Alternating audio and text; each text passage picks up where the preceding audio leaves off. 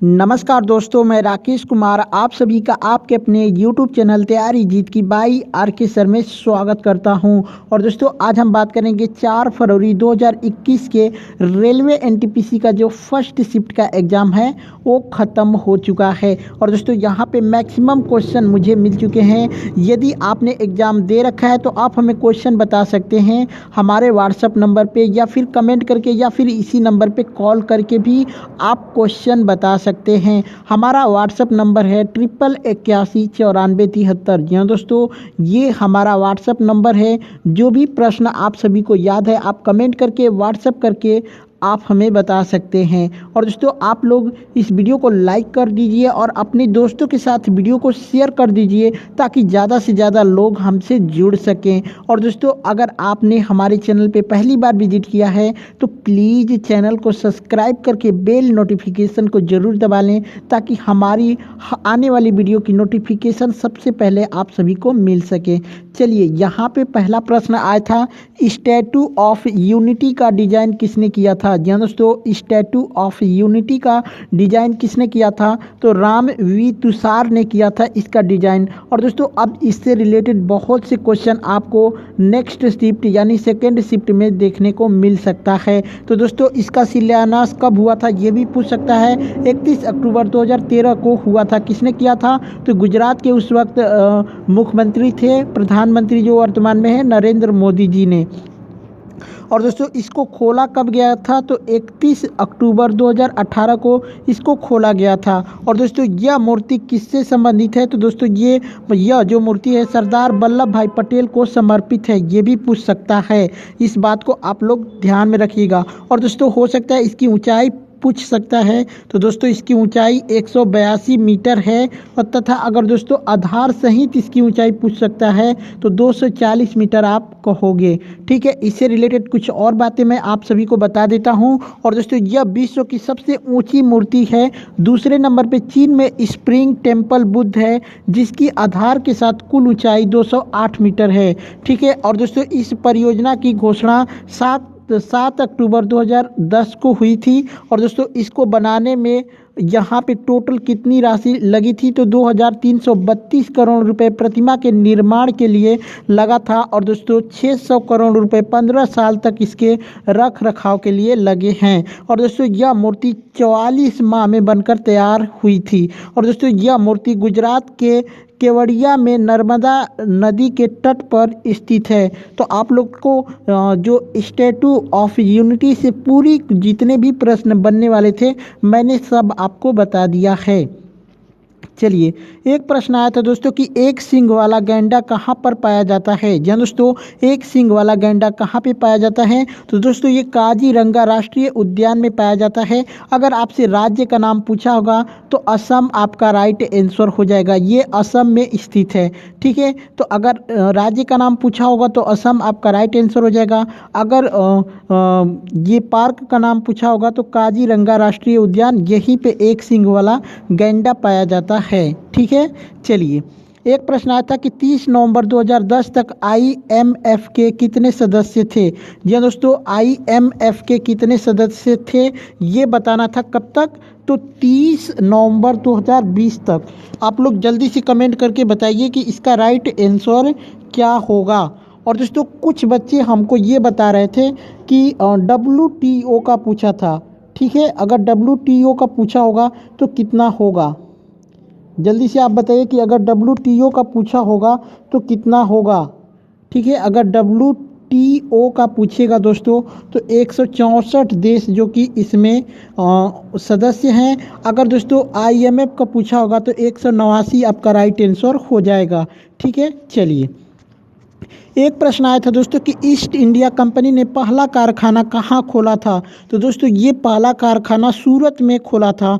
और दोस्तों इस ईस्ट इंडिया कंपनी की स्थापना जो हुई थी वो 1600 ईस्वी में हुई थी। यहाँ पे 1600 ईस्वी कर लीजिएगा। और कुछ बुकों में दोस्तों ये 1601 भी देता है। ठीक है, लेकिन कुछ ही बुकों में देता है 31 दिसंबर 1600 इसका राइट आंसर माना जाता है, लेकिन कुछ बुकों में 1 जनवरी 1601 माना जाता है। तो ज़्यादातर 1600 ही आपका राइट आंसर हो जाएगा। और दोस्तों उस वक्त ब्रिटेन की राजधानी कौन थी, ये भी पूछ सकता है। तो उस वक्त जो ब्रिटेन की महारानी थी एलिजाबेथ प्रथम थी, ठीक है, एलिजाबेथ प्रथम।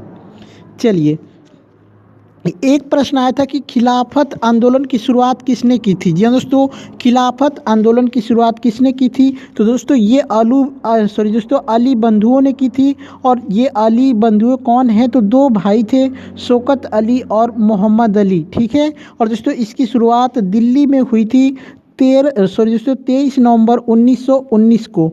और दोस्तों इसकी अध्यक्षता किसने की थी, ये भी पूछ सकता है। तो इसकी अध्यक्षता महात्मा गांधी ने किया था।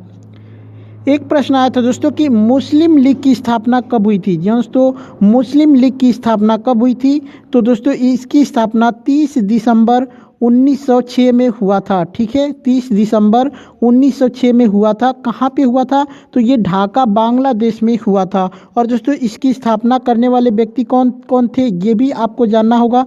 तो मोहम्मद अली जिन्ना, आगा खां तृतीय और दोस्तों ख्वाजा सलीमुल्लाह, हकीम अजमल खान, ये लोग थे जो कि मुस्लिम लीग की स्थापना किए थे, ठीक है। चलिए, एक प्रश्न आया है कि भारत का पूर्वी तट कौन है, या फिर भारत के पूर्वी तट को क्या कहते हैं, ये प्रश्न आया था। तो भारत के जो पूर्वी तट को कोरोमंडल के नाम कोरोमंडल तट के नाम से जाना जाता है, ठीक है। चलिए, एक प्रश्न आया था कि बंगाल विभाजन कब हुआ था। दोस्तों बंगाल का विभाजन कब हुआ था, तो 16 अक्टूबर 1905 में इसका जो कि विभाजन हुआ था। एक प्रश्न आया था दोस्तों कि लोकसभा का कार्यकाल कितने वर्षों का होता है। तो दोस्तों जो लोकसभा का कार्यकाल होता है ये 5 वर्षों का होता है, परंतु इसको समय से पूर्व भंग किया जा सकता है, ठीक है। चलिए, एक प्रश्न आया था दोस्तों कि नीति आयोग की स्थापना कब हुई थी। दोस्तों ये रिपीटेड क्वेश्चन है, अगर आया था तो आप लोग कमेंट करके ज़रूर बताइए कि ये क्वेश्चन आया है या फिर नहीं आया है। अगर आया होगा तो इसकी जो स्थापना हुई थी 1 जनवरी 2015 को हुई थी। एक प्रश्न आया था कि एडीबी का मुख्यालय कहाँ पर है। दोस्तों एडीबी का मुख्यालय कहाँ पे है, तो दोस्तों एडीबी का फुल फॉर्म होता है एशियन डेवलपमेंट बैंक, ठीक है। और दोस्तों इसका मुख्यालय मनीला फिलीपींस में है। और दोस्तों इसकी स्थापना कब हुई थी, तो 19 दिसंबर 1966 में इसकी स्थापना हुई थी। वर्तमान में इसमें सदस्य देशों की संख्या 67 है। एक प्रश्न आया था दोस्तों कंप्यूटर से कि 2010 एक्सेल में कितने कॉलम होते हैं। तो दोस्तों यहाँ पे जो टोटल कॉलम होते हैं 16,384 होते हैं। अगर दोस्तों आपसे रो पूछ सकता है कि कितने रो हैं, तो यहाँ पे हो जाएगा 10,48,576, ठीक है। चलिए, एक प्रश्न आया था कि 2016 में डायनासोर का कंकाल कहाँ पर मिला था। जी हाँ दोस्तों, 2016 में डायनासोर का कंकाल कहाँ पे मिला था, तो दोस्तों ये गुजरात के कच्छ ज़िले में मिला था। और दोस्तों ये लगभग 15 करोड़ साल पुराना डायनासोर का अवशेष प्राप्त हुआ था, जिसकी लंबाई 10 से 15 मीटर हो सकती थी, ठीक है। चलिए, एक प्रश्न आया था कि मिजो नेशनल फ्रंट की स्थापना किसने की थी। जी हाँ दोस्तों, मिजो नेशनल फ्रंट की स्थापना किसने की थी, तो लाल डेंगा ने की थी। जी हाँ दोस्तों, लाल डेंगा। और वर्तमान में इसके अध्यक्ष कौन है दोस्तों, मिजो नेशनल फ्रंट के, तो दोस्तों जोराम मथंगा आपका राइट आंसर हो जाएगा। और ये दोस्तों कहाँ पे सक्रिय है, तो मिजोरम राज्य में सक्रिय है। एक प्रश्न आया था कि मोरक्को और स्पेन के बीच कौन सी संधि है। दोस्तों मोरक्को और स्पेन के बीच में कौन सी संधि है, तो ये हो जाएगा जिब्राल्टर जल संधि। दोस्तों जिब्राल्टर जल संधि। और दोस्तों यह संधि जो कि पूर्व में भूमध्य सागर को और पश्चिम में अटलांटिक महासागर को जोड़ती है। यह संधि पूर्व में भूमध्य सागर को, पश्चिम में अटलांटिक महासागर को जोड़ती है। दोस्तों आप लोग वीडियो को लाइक ज़रूर करिएगा। एक प्रश्न आया था कि विश्व बांस दिवस कब मनाया जाता है। दोस्तों विश्व बांस दिवस कब मनाया जाता है, तो ये 18 सितंबर को मनाया जाता है। अब दोस्तों आपसे ये पूछ सकता है कि ये किसके द्वारा मनाया जाता है, तो ये मनाया जाता है WBO, दोस्तों वर्ल्ड बम्बू ऑर्गेनाइजेशन के द्वारा, ठीक है। चलिए, एक प्रश्न आया था कि CISF की स्थापना कब हुई थी। दोस्तों CISF की स्थापना कब हुई थी? तो दोस्तों इसकी स्थापना 10 मार्च 1969 में हुई थी। और दोस्तों इसका मुख्यालय पूछ सकता है तो नई दिल्ली में इसका मुख्यालय है। इससे आपका फुल फॉर्म भी पूछ सकता है, तो इसका फुल फॉर्म होता है the central industrial security force. ठीक है, चलिए एक प्रश्न आया था दोस्तों कि G7 क्या है। तो दोस्तों G7 जो है 7 सबसे बड़ी कथित विकसित और उन्नत अर्थव्यवस्था वाले देशों का समूह है, जिसमें Canada, France, Germany, Italy, Japan, Britain और अमेरिका है। ठीक है, चलिए एक प्रश्न पूछा था कि ईरान का पुराना नाम क्या है। दोस्तों ईरान का पुराना नाम क्या है? तो ईरान का पुराना नाम हो जाएगा फारस।